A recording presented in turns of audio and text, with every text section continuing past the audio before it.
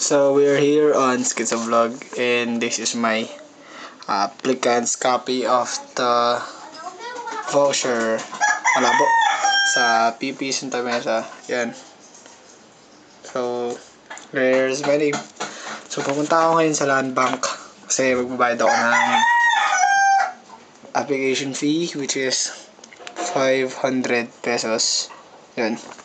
So PP Santa Mesa ako papasok. So after 3 working days, punta kami dun. Kasama ko si Mian Bert. So ito yung Schizo Vlog number 2. Kasi yung number 2 dapat, which is yung Batangas trip namin, nabura. Then yung number 3, yung tungkol sa room, which is nag-video ko sa room, nabura rin. Thanks to Joy Harabe. Thank you talaga, sobra, promise. So this is my applicant's copy. Ito yung bank copy, tapos ito yung mga checklist. So magbabayad ako after 3 working days. Punta ako ng PUP, kunin ko yung test permit ko. Babalik ako ng January 29 next year, syempre, para kumuha ng exam permit. So ka-college na ako. Goodbye high school life. Sana makapasa ako. So hindi ako pumasok ngayon para lang dito.